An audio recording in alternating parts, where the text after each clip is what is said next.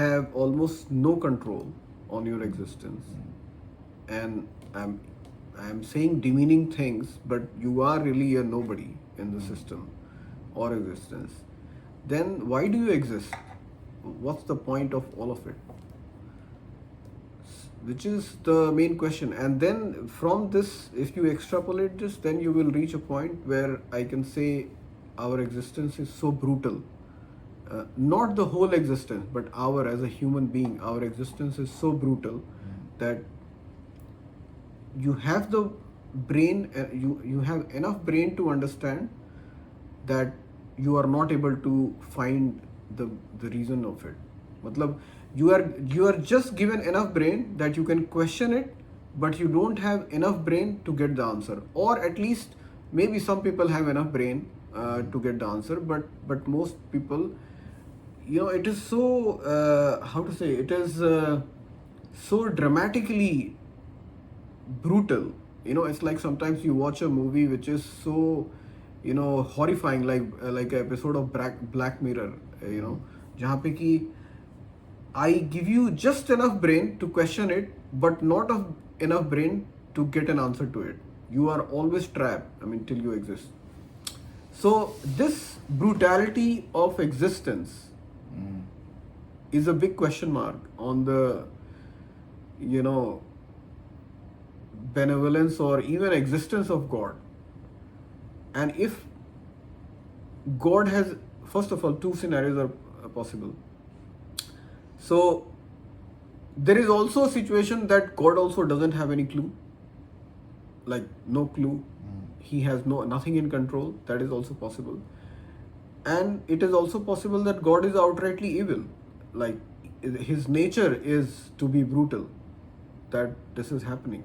If you watch Discovery and Animal Planet, you will see how brutally animals die from carnivore to carnivore. And it is not happening occasionally, it is happening as a system. Carnivores have to eat herbivores to exist. It is a day-to-day job. And herbivores die brutally most of the time. You watch how hyenas and wild dogs hunt and how they kill live animals. What for? What's the point of all this? क्या बोला जाए? देखो, जैसे you cannot, no matter how many arguments you give to the even I saw a really brutal video of an animal. So there is a buffalo is just about to give birth.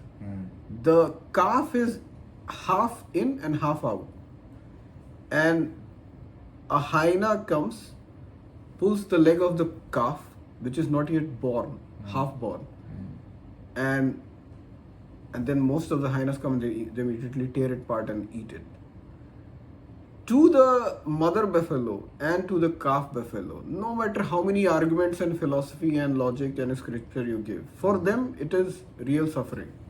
You cannot justify the nature of this existence simply saying that this is a system. It is, I know, as a human being I may not understand it fully, but I only have this means to understand.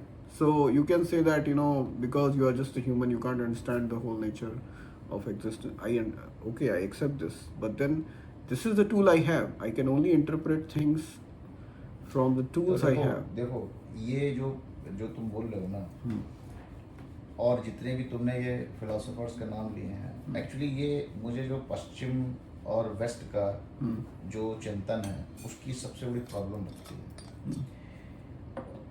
उन्होंने question तो बहुत बड़े बड़े race करे हैं, बहुत बड़े बड़े क्वेश्चन रेस करे हैं, ठीक है, मगर आंसर्स की इतनी जल्दी में थे कि जब क्वेश्चंस के आंसर नहीं मिले तो उसने बोला व्हाट इज द पॉइंट, मैं कॉफ़ी पी रहा हूँ या अपने आप को शूट कर लूँ, it doesn't make any difference, ठीक है.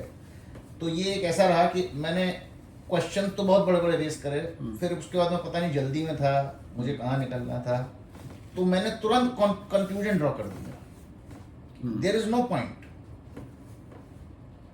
ठीक है, वहीं पे सारा खत्म हो गया. हमारे मेरी जो सबसे बड़ी प्रॉब्लम है वो ये है कि अगर मैं इसका एक काउंटर आर्ग्यूमेंट दूं, तुम कहते हो कि गॉड कहाँ है और मैं कहता हूं कि कहाँ नहीं है। तुम जहां कहीं भी अपने अगल बगल क्रिएशन होती देखते रहे हो, ठीक है, हम लोग यहाँ पे जो क्रिएशन कर रहे हैं, whenever there is a creation happening, ठीक है, कहीं एक फूल खिल रहा है, कुछ भी क्रिएटिव हो रहा है, कोई स्त्री प्रेग्नेंट है, उसके अंदर भी कुछ क्रिएटिव हो रहा है, जहां कहीं भी क्रिएशन है, कुछ जीवन से नया बन रहा है, ठीक है, कॉन्शियसनेस डेवलप हो रही है, जो हमारी कॉन्शियसनेस है वो कुछ आगे की यात्रा पे निकली हुई है, उस हर जगह आप गॉड को फील कर सकते हैं। अब आप बोले कि नहीं मैं उसमें नहीं यार, ये तो मैं तो हर जगह सफरिंग ही देख रहा हूँ, तो ये आपका पर्सपेक्टिव भी है। क्या आप नहीं, हर जगह नहीं देख रहा हूँ, हाँ, बट होगी सफरिंग, ठीक है, वो तुम्हारी अंडरस्टैंडिंग में सफरिंग है। नहीं, मेरी अंडरस्टैंडिंग की मैं बात ही नहीं कर रहा हूँ। मैं तो आई एम नॉट। नहीं, ये जो फिलोसफर्स हैं, मेरे को इनसे बहुत बड़ी प्रॉब्लम है। मेरे को इनसे सबसे बड़ी प्रॉब्लम ये है कि तुमने ये, ठीक है, तुमने क्वेश्चन रेस करा what is the point of existence, उसके बाद तुमने कंक्लूजन कैसे ड्रॉ कर लिया। मेरी प्रॉब्लम तुम्हारे क्वेश्चन से नहीं है, मेरी प्रॉब्लम तुम्हारे कंक्लूजन से है। किस कंक्लूजन से? कोई भी कंक्लूजन, तुमने अगर ये बोला कि there is no point of existence, ये भी एक कंक्लूजन है। I am saying you live with your questions. नहीं, ये कंक्लूजन नहीं है, ये भी एक क्वेश्चन है। What is the point of? नहीं, जैसे उसने बोला कि मैं गोली मार लूं या कॉफी पी लूं, मेरे लिए कोई डिफरेंस, ठीक है, वो तुम्हारा एक कंक्लूजन, तुम्हारे लिए अभी कोई डिफरेंस नहीं है, मगर इवेंचुअली। बट ये डिफरेंस तो हमारे सेंट्स का भी है। क्या? हमारे जो महात्मा भी, उनके लिए भी सब चीजें समान है, मतलब उनको कोई फर्क नहीं पड़ता, आप उनको जहर दे दो, खाना दे दो, तो उनके लिए भी वही है। उनके लिए भी वही है। तो ये क्वेश्चन है। तो अब हम एक बहुत क्लासिक जगह पहुंचे हैं। अब मुझे देखो क्या होता है, हमारे यहाँ एक महावाक्य है, अहम ब्रह्मास्मि, ठीक है। अब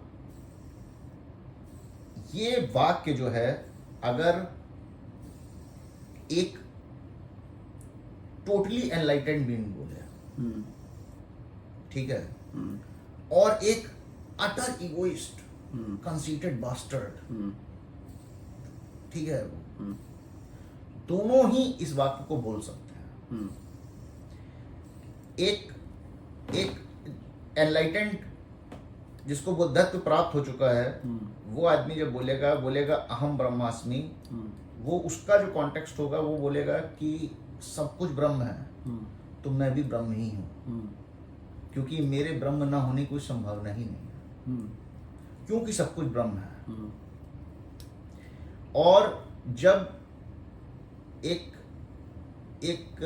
अहंकारी, मतलब खतरनाक अहंकारी, जो अपनी टी शर्ट में लिखवा के आता है अहम ब्रह्मास्मि, वो बोलेगा मैं ही ब्रह्म हूँ, मैं ही सेंटर ऑफ द यूनिवर्स हूँ, मेरे अलावा कुछ है ही नहीं, राइट। इसका एग्जांपल मैंने इसलिए दिया क्योंकि ऐसे आपको कई विरोधाभास मिलेंगे जिंदगी में, जहां पर एक ही स्टेटमेंट आप बोले यार ये तो उसने भी बोला, वो तो उसने भी बोला, मगर दोनों की स्थिति डिफरेंट थी, इंटरनल, दोनों की इंटरनल स्थिति डिफरेंट है। एक आदमी के मुंह से वही बात एक अलग इफेक्ट पैदा कर रही है, एक अलग कॉन्टेक्स्ट से आई है, एक अलग तल से आई है। दूसरे आदमी के मुंह से वही बात एक अलग तल से आई है। तो हम कभी भी स्टेटमेंट्स को कंपेयर करके, किसी दो आदमियों के स्टेटमेंट्स को कंपेयर करके हम कभी ये नहीं बोल सकते कि जो है उनकी अंतर की मनोदशा क्या थी और उनका जो लार्जर इम्प्लीकेशन था वो क्या है। तो मुझे लगता है कि पश्चिम की जो फिलॉसफी है, क्वेश्चंस वो रेस करती है, क्वेश्चंस ठीक है, बट उसके बाद उसने जो आंसर्स दिए हैं वो इतने गए गुजरे हैं कि उनसे किसी का भला नहीं होगा, कोई भला नहीं होगा। नहीं, पश्चिम पूरब की फिलोसफीज वगैरह छोड़ दो, मतलब we are just talking based on our experience. मतलब forget about all the philosophies and scriptures. What do you really think about this particular. चलो अगर मेरे सामने कोई आदमी सफ़र करता हो आया, बहुत सफ़र कर रहा है बेचारा, बहुत सफ़र कर रहा है, मैं उसको ऐसा क्या बोल दूं कि उसकी सफरिंग एलिविएट हो जाए। मान लो मैंने उसकी सफरिंग को वैलिडेट कर दी, ठीक है वैलिडेट कर दिया, but now you have to come out of that suffering. What is the way forward? मैं अगर बोलूं कि भाई गॉड जो है भाई यार तुम्हारे साथ बहुत गलत हुआ, ये ऐसा है फलाना का, उससे तुमको कुछ लाभ नहीं होगा। I am telling you this, मतलब कुछ तो, unless you change inside. But वहीं पे मैं वापस आ रहा हूँ, अनलेस यू चेंज इनसाइड जो तुमने बोला ना, how I don't have any means to change inside. क्यों ऐसा बोलते हो कि you don't have any means? I am just giving, not me but lot of people may not have. कोई भी हो, ये चीज इंटरनल होती है, वो घटना आप कभी भी इसको, ये जो प्रॉब्लम है ना, प्रॉब्लम ये कि अगर तुम इसका पूरा ये डिनाई कर दो कि नहीं आई डोंट हैव अ मींस, और मैं आपको ये भी बता दूं कि ये चेंज होने के लिए external means are totally useless. जैसे for example people who reach into extreme depression और anxiety, they don't have the means, मतलब दे नीड एक्सटर्नल हेल्प। हाँ तो तुम्हें मिलेगी एक्सटर्नल हेल्प, डिवाइन इंटरवेंशन मिलेगी, डोंट वरी। यार अगर डिवाइन इंटरवेंशन मिलती तो इतने लोग डिप्रेशन में सुसाइड क्यों करते? देखो कर्मों की गति बहुत गहन है, मैं वो मैं समझ गया, वो मैं नहीं पता जा सकता। हाँ। बट ये बात बिल्कुल सही है कि हमारी जिंदगी में कुछ ऐसी सिचुएशंस क्रिएट होती हैं जब, मतलब समझो एक ऐसी लाइन है, उस लाइन के इस तरफ डिप्रेशन है और इस तरफ स्पिरिचुअल एनलाइटमेंट है। करेक्ट। ठीक है, अब मैं सिर्फ इतना ही कह सकता हूँ कि God bless who chooses, God bless you. वही पे मैं आ रहा हूँ कि why would God bless anyone this side or that side? Is he a judge or is he a accountant? मतलब what is? Why he would not? मैं इसमें ये बोलूँगा क्योंकि मैं जो ये फिलोसफर्स होते हैं इनकी तरह देखो मैं इन फिलोसफर्स की बात नहीं कर रहा हूँ, मैं सिंपली एक आर्गुमेंट रख रहा हूँ, फॉरगेट अबाउट वेस्टर्न फिलोसफर्स। तो यार इसमें देखो ये इसमें भगवान, why would not God push everybody into the enlightenment side? Why God will push some people in depression side and then they take suicide? ये क्वेश्चन है, अब यही तो हमारा पहला सवाल ही यही है। हमारा फर्स्ट जो मेरा आर्गुमेंट वही था कि God is not benevolent and God is not sympathetic. उसको बेनेवोलेंट मत कहो, God is not kind. जिसको भी तुम सफरिंग कह रहे हो और जिसको भी तुम डिस्ट्रक्शन कह रहे हो, वो सब वर्थ डिस्ट्रॉइंग ही है। जैसे अगर कोई बोले कि गॉड इज द डिस्ट्रक्टर, उसने क्या बनाया, इसने लड़ाई, it is all worth destroying. इसको इसीलिए इसको बुरा नहीं माना जाता, ठीक है, इसको बुरा नहीं माना जाता। जैसे हम लोग क्या कंसेप्ट है कि शिवा इज द डिस्ट्रॉयर, मुझे उस कॉन्सेप्ट से कोई प्रॉब्लम नहीं है। हाँ। कि God is a destroyer, I have no problem with that concept. I have a problem with destroyer of what, ये क्वेश्चन है। समझो जब हम डिस्ट्रॉयर को बोलते हैं तो हमें एक अलग इंटरप्रिटेशन होता है, बट फिर हम पूछेंगे destroyer of what, destroyer of desire, destroyer of attachment, destroyer of your जो कहते हैं वासनाओं को क्या कहते हैं, ठीक है। तो ऐसे डिस्ट्रॉयर को आप डिस्ट्रॉयर कहेंगे, in no it is not a destroyer. और ये क्वेश्चन बिल्कुल सही बात है कि ये जो क्वेश्चन है कि जैसे अभी हमने डिस्कस किया कि एक लाइन के इस तरफ डिप्रेशन है और दूसरी तरफ स्पिरिचुअल एनलाइटमेंट है, ठीक है। अब आप किस तरफ जाएंगे, इसमें कहीं ना कहीं एक डिवाइन इंटरवेंशन चाहिए होता है। वो डिवाइन इंटरवेंशन हो सकता है मुझे आज नहीं मिला, बट मेरे पास ये मानने को कोई रीजन नहीं है कि वो डिवाइन इंटरवेंशन मुझे आगे नहीं मिलेगा, ठीक है। हो सकता है इस जन्म में ना मिले, हो सकता है इस जन्म में ना मिले तो अगले जन्म में मिल जाएगा। लेकिन फिर इस जन्म का क्या? इस जन्म का क्या यात्रा है, यात्रा है, हमारी सबकी जर्नी है। देखो ये तो सोसाइटी के बनाए हुए नोशन है कि हम आंख बंद करके ध्यान लगाएंगे और उसके बाद ऐसा करेंगे तब हम भगवान मिलेगा या तब हमें एनलाइटमेंट मिलेगा। ऐसा नहीं है। एनलाइटमेंट लोगों को कई डिफरेंट तरीकों से मिलता है। बट एनलाइटनमेंट क्यों चाहिए? एनलाइटनमेंट क्यों चाहिए? हाँ मतलब यू आर सेइंग कि यात्रा है, ये जर्नी है। नहीं, तुमको क्यों नहीं चाहिए भाई? तुम अपनी नहीं, पहले प्योर तो क्यों- कॉन्शियसनेस को पहले अगर तो पहचान क्यों- जाते हो, पहले तो क्यों चाहिए, वो सवाल है। तुम अगर अपनी प्योर कॉन्शियसनेस को पहचान जाते हो, तुम्हारी जिंदगी के सारे उपद्रव खत्म हो जाते हैं। मतलब अगर तुम्हारी सारा मसला सफरिंग से ही शुरू हुआ था, तो और तुम्हें सफरिंग से ही अगर मुक्ति पानी है, तो उसका एक तरीका सिर्फ एनलाइटनमेंट ही है, और कोई तरीका ही नहीं है। तो अगर आप सफरिंग को लेके इतने सेंसिटिव हैं, तो फिर आपको देन यू दैट इज तब तो आपको 100% एनलाइटनमेंट की खोज करनी चाहिए। मुझे सफरिंग नहीं चाहिए, मुझे एक एटर्नल स्टेट ऑफ ब्लिस चाहिए। तो it is possible only in that way, और कोई तरीका नहीं है। और मैं किसी को कितनी कैसे सांत्वना दी जा सकती है? मान लो किसी का बच्चा मर गया, सपोज करो किसी का एक 25 साल का बेटा मर गया एक्सीडेंट, तुम उस बात को सांत्वना कैसे दी जाती है? हम अननोइंगली ये काम करते हैं, हम बोलते हैं एक दिन सबको छोड़ के जाना है, अरे शरीर है, this is the only way, there is no other way. हम उसको लाख कह दें, अरे यार तुम्हारे साथ बहुत गलत हुआ, तुम्हारे साथ ऐसा हुआ, नहीं मैं तुम्हारी बात समझ रहा हूँ, तुम्हारी जिंदगी अब झंड हो चुकी है, ठीक है। थोड़ी देर बाद वो आदमी खुद ये रियलाइज करेगा कि यार ये कहाँ से आ गया है, ठीक है। तो मुझे ऐसा लगता है कि अगर आप किसी को उसकी सफरिंग से निकालना चाहते हैं, तो उसको थोड़ा जो है यू हैव टू ठीक है, वैलिडेट आपने कर ली, पूरा कंपैशनेट। मैं कहीं भी इसमें न मैं बहुत जिम्मेदारी के साथ बोल रहा हूँ, मैं एरोगेंट साउंड नहीं होना चाहता हूँ, बहुत कंपैशनेटली, क्योंकि ये बात बिल्कुल सही है। मैंने खुद उस चीज़ को महसूस किया है कि डिप्रेशन और एनलाइटनमेंट बस जैसे आप समझ रहे हैं, एक रास्ते पर चल रहे हैं और दो दरवाजे हैं, एक दरवाजा डिप्रेशन की तरफ जाता है, एक दरवाजा आपको कुछ नहीं पता, बस आपके लिए एक दरवाजा खुल गया, ठीक है, इट इज़ दैट। बट हम उसको वर्ल्डली लॉजिक देकर किसी की सफरिंग को कम नहीं कर सकते। तो बेसिकली गॉड ने ये एक सिस्टम बना दिया, उसमें लोगों मतलब there are people, there are animals, there are living beings basically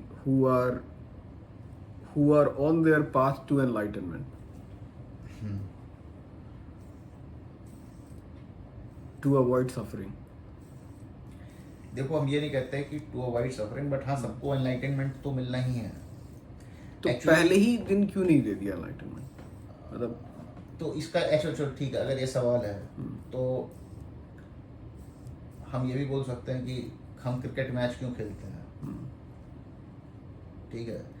जब हमको 50 ओवर तक झंझट करके 50 ओवर ये टीम खेलेगी, 50 ओवर वो टीम नहीं, इसमें एक बहुत बड़ा डिफरेंस है। ये जो तुम क्रिकेट मैच की बात कर रहे हो ना, या गेम की बात कर रहे हो, ये game you are playing that game, ठीक है। ये जो गेम की बात मैं कर रहा हूँ, you are not playing the game, somebody else is playing the game on you. There is a huge difference. But game तो गेम, आप मुख्य किराया, ना तो आप डायरेक्टर हो ना तो आप एक्टर हो, आपको पता ही नहीं है कि आपको ये गेम में डाल दिया गया और आपको करना क्या है। वही तो मैं शुरू से बोल रहा हूँ कि आपको एक फील्ड में छोड़ दिया गया, you have no clue outcome क्या है, क्या करना है, क्या नहीं करना है, क्यों, यही तो फन है पूरा। क्यों गेम खेल रहे हो?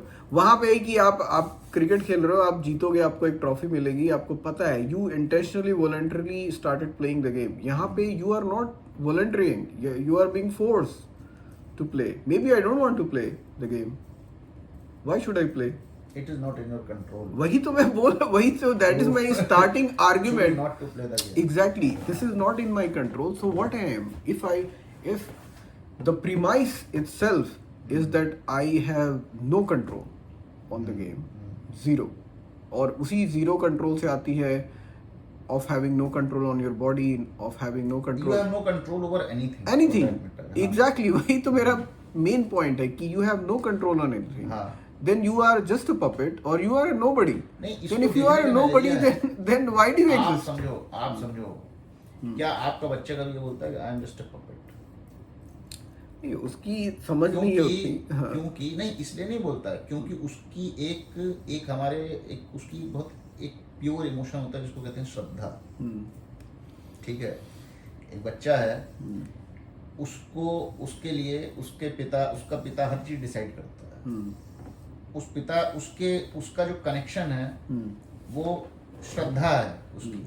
प्रेम से भी सुप्रीम इमोशन है श्रद्धा। हम्म, मतलब अगर हम अपने इमोशंस को जो कैटेगराइज करें तो जो सबसे सीक्रेट इमोशन होता है हम्म, वो होता है सेक्सुअल अट्रैक्शन। हम्म, सिर्फ शरीर से शरीर का आकर्षण है, हम्म, ठीक है।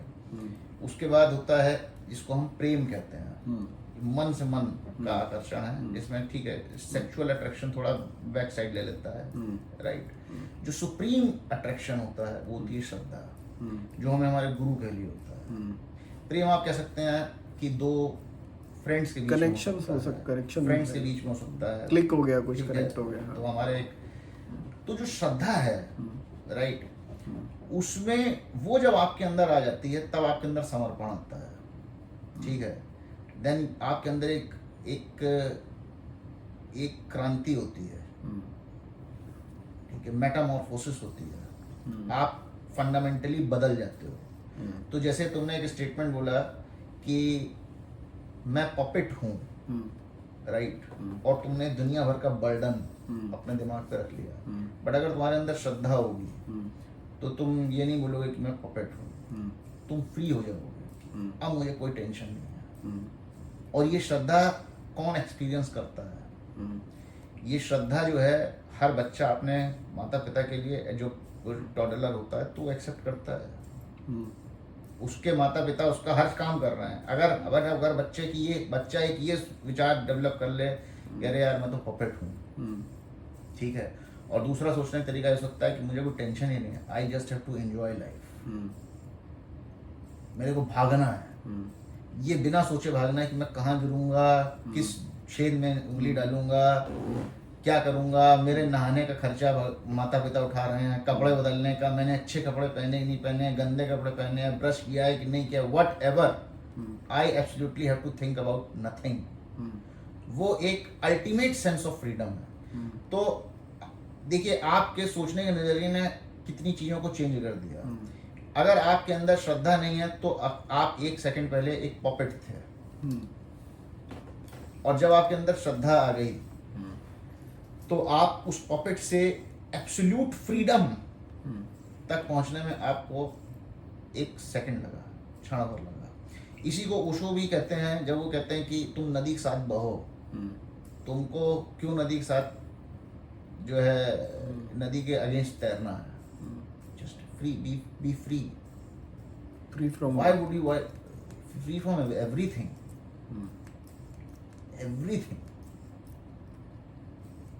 तुमको तो सिर्फ जीवन का आनंद लेना है। जब तुम ये समझ चुके हो कि तुम्हारे कंट्रोल में कुछ भी नहीं है, अगर आप इतने समझदार हैं, आपको समझ में आ चुका है कि आप कंट्रोल में कुछ नहीं, तो फिर आप कंट्रोल करने की कोशिश ही क्यों कर रहे हैं? फिर तो एक मजे की बात है, जैसे हम लोग ट्रेन में बैठते हैं, ट्रेन भी अपने हिसाब से चल रही होती है, हमारे कंट्रोल में कुछ नहीं होता, लेकिन हमें पता होता है कि हमें जाना कहाँ है। पता लग जाए, मतलब पता होता है जाना कहाँ है, उससे क्या फर्क पड़ता है? हम फर्क तो पड़ता है। मैं रैंडम ट्रेन में तो नहीं बैठूंगा। मैं बैठ भी सकते हो, ऐसे ट्रैवलर होते हैं जो सिर्फ एक्सप्लोर करने के लिए जो है करते हैं, समझे बात को? तो ये एक हम इसी को हमारे एक श्लोक है, श्रद्धावान लभते ज्ञानम, बहुत बड़ा स्टेटमेंट है ये, जिसके पास वो, हम जनरली इसको बड़े ही कैजुअली यूज करते हैं कि तुमको गुरु को सम्मान करना चाहिए, ठीक। श्रद्धा जिसके पास, it is the highest form of, you can say love भी मैं नहीं कह सकता हूँ, इमोशन भी नहीं कह सकता हूँ, क्योंकि ये अलग ही चीज है। और जिसके पास ये आ जाती है उसको ज्ञान की तत्काल प्राप्ति हो जाती है, देयर इज नथिंग लेफ्ट। तो ये जो बातें हैं जो तुमने सवाल उठाए हैं वो सवाल अपनी जगह हैं, मगर उन सवालों का जवाब भी जिस तरीके से लोग एक्सपेक्ट करते हैं अगर उस तरीके से दिया जाए तो वो उपद्रव बढ़ता चला जाएगा। ठीक है, तो हमको आना तो ये समझना तो यही पड़ेगा कि इवेंचुअली मेरे पास अपनी चेतना को जागृत करने के अलावा और वो जागृत मैं कैसे करूँगा, उसके लिए मुझे अगेन जो हम लोग ने एक बार डिस्कस किया था कि जब प्यास इतनी ज़्यादा बढ़ जाएगी तो अपने आप जागृत हो जाएगी। इसीलिए मैं जो जेन्युइन एथीस्ट होते हैं, एथीस्ट क्या, जो क्वेश्चन पूछते हैं, ठीक है, क्वेश्चन पूछने में कुछ बुराई नहीं है। तो जो लोग एथिस्ट होते हैं, पर्टिकुलरली जो people who don't believe in God, उनकी लाइफ कोई बुरी तो नहीं होती है, मतलब उनकी लाइफ कैसे बता, उनकी लाइफ भी वी डोंट नो। नहीं, इट्स नॉट अबाउट, मतलब उनकी ओके बुरा गुड एंड बैड से ऊपर उठ के you can say their life is not dramatically different from our life, who or the life of people who are atheist is not dramatically different from life of people who are theist. अच्छा, यहाँ पे मैं एक distinction देता हूँ कि theist कौन है। मैं मंदिर जाने वालों को थीस्ट नहीं मानता हूँ, उन्होंने उन्हीं की वजह से सारी बदनामी हुई है। तो फिर बचे कौन लोग? ये सब इंटरनल है, जो भी बातें मैंने बोली हैं इसका आपके बाहरी नहीं, एक तो लोग जो एक तो लोग हैं जो you know a mass of people who are in the that इसको ढोंग पाखंड बोलो कि they believe in God and जो पूजा पाठ रिचुअल्स में बिलीव करते हैं, बट उसको अंदर से उनको कुछ पता नहीं है। तो even if they call themselves you know thieves, they are not actually thieves, they don't understand the concept. नहीं। See, my assumption is that people who don't understand the nature of God or the way God is, their belief or their not belief is irrelevant. मतलब who are you to see, for example, अगर मैं बोलूं कि मैं कोई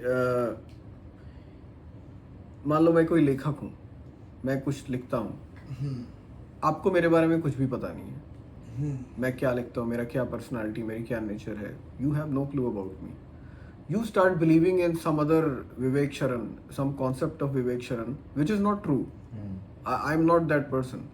So you are believing in some Vivek, which is not me. So you are not believing in me, which I am. So then you are not a theist. You don't believe in God. You believe in an incorrect concept of God. Then you are also as foolish as anybody who doesn't believe. Yes. Right? So just because you are blindly or you are following some custom, tradition, ritual, religion, whatever you call it, if you don't fully understand or grasp the concept of God, which maybe a scientist can grasp or anybody who can reach to the depth, anybody other than that, I don't believe they are theists. जैसे कि मैंने जो example दिया, then you are directing your prayers to a wrong God or the God that don't even exist or some random entity. So then how you are theist? You are not. So but आपको पता कैसे चलेगा ये? देखो, ये जो prayers तुम करते हो, ये तुम अपनी जो भी लोग प्रेयर्स करते हैं वो अपनी मूर्खता के वशीभूत होकर करते हैं। करेक्ट है, क्योंकि जो प्रकृति का चक्र चल रहा है वो आपकी प्रेयर्स से चेंज नहीं होगा।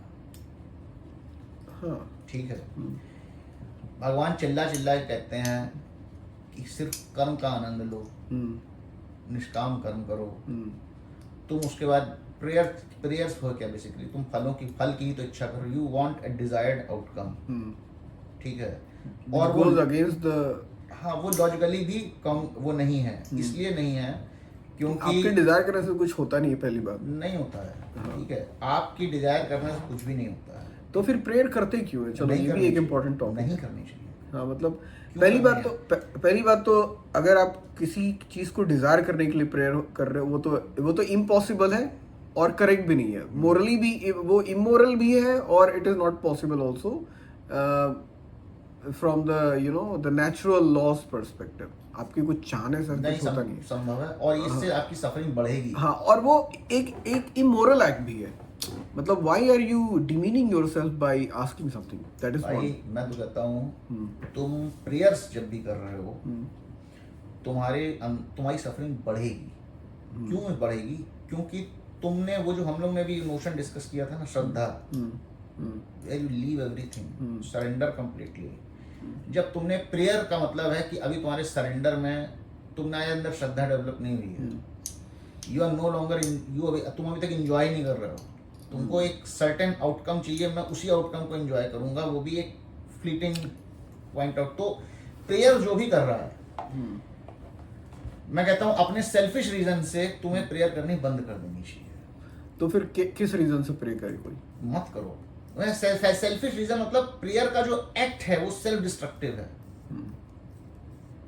नहीं, बहुत लोग बोलते हैं मैं आई एम, क्या बोलते हैं उसको, I am praying in the glory of God, कि समथिंग लाइक बट वो भी सही है। No, but God doesn't give a shit about you praying. नहीं, हाँ देखो, तुम समझो, Why तुम would I- सरेंडर कर दो, वो सरेंडर तुम किस तरीके से कर रहे हो, वो आपकी अपनी अपनी तरीका हो सकता है, ठीक है। हाँ देखो, एक ये भी But होता what है, kind of God is God who will demand your surrender? नहीं, God does never demand your surrender. So then why are you surrendering? That's the You thing. don't surrender, then you fight. You are surrendering for your own sake. हाँ, मतलब आप समझो, उसको उससे क्या फर्क पड़ता है? एक बहुत बड़ा सिस्टम है, चल रहा है, उसको उससे फर्क नहीं पड़ता। नदी को इस बात से फर्क नहीं पड़ता है कि उसके बीच में एक लट्ठा आके हो गया है, ठीक है, आज नहीं टूटेगा, कल टूटेगा। Eventually see surrender is an eventuality. आपको हो सकता है, लगता है कि आपके अंदर किसी दिन तो ये रियलाइजेशन आ ही जाएगा कि जब मैं कुछ भी कंट्रोल नहीं कर रहा हूँ और मैं इस लेवल पे पहुंच चुका हूँ कि चलो एक बार मैं अपनी दिमाग को ठोक ही देता हूँ, ठीक है, तो फिर जी ही लो और सब कुछ छोड़ के जी लो। but then what is the whole point of worshipping? Okay, let's put it like this. So you're saying prayers are irrelevant. God doesn't need any worship. So why would a person like God, seek anybody's worship, and especially worship from a nobody whom He has created? If God exists, so your worship is irrelevant to God. So all your time that you put in worshipping God is total waste. ठीक है, God को कोई फर्क नहीं पड़ता है. God is, maybe He may even feel pity on you that you are worshipping. I don't care about your worship. I mean, it doesn't mean anything to me. Why do you worship? Rather spend that time in doing anything देखो, useful. इसमें मैं थोड़ा सा ऐसे बोलूंगा, देखो प्रकृति का चक्र चेंज नहीं होगा, वो अपने हिसाब से चलता है, मगर प्रकृति की गति चेंज ना होने का मतलब ये नहीं कि आपकी सफरिंग रिड्यूस नहीं हो सकती।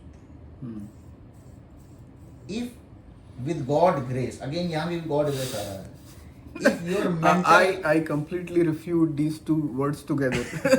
अगर तुम्हारा just mental because makeup- I am on the हाँ, अगर तुम्हारा मेंटल मेकअप जरा सा चेंज कर दिया जाए, ठीक है, तो बाहर जो कुछ भी हो रहा है उससे तुम्हें फर्क पड़ना बंद हो जाएगा।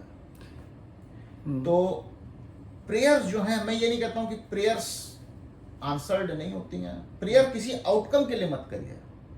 एक ओमनी प्रेजेंट, ओमनी पोटेंट जो है, आपको आप प्रेयर कर भी रहे हैं, उसको कुछ प्रॉब्लम नहीं है।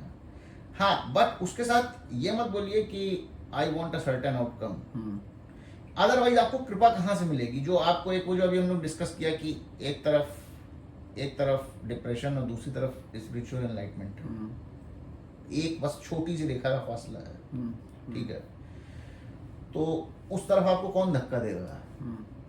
उस तरफ धक्का देने के लिए यू नीड। तो बेसिकली यू आर सेइंग कि लोग वर्शिप और प्रेयर करके अपनी जो एनलाइटनमेंट के पाथ में रोड़े डालने लगते हैं कि मतलब अगर गॉड है तो God wants to give them enlightenment, but they are asking some frivolous things, yes, and they are distancing themselves from the real thing. Yes, आप बोलेंगे कि कुछ भी मतलब ये, और ये कोई ऐसे ऐसे रियलाइजेशन नहीं है जो बहुत बहुत गूढ़ हैं, सबको हैं, बट बस सरफेस लेवल पे रह कर उसको हम अगर कंटेम्पलेट करें, ठीक है, किसी ने सुंदर बीवी मांगी, उस सुंदर बीवी ने तुम्हें 20 साल बाद डाइवोर्स दे दिया, ठीक है, तुमने एक बहुत समझदार बच्चा मांगा, उसने कुछ, right, there are so many, मतलब इसके एग्जाम इन्यूमरेबल परमुटेशंस हैं इस तरीके की चीजों के।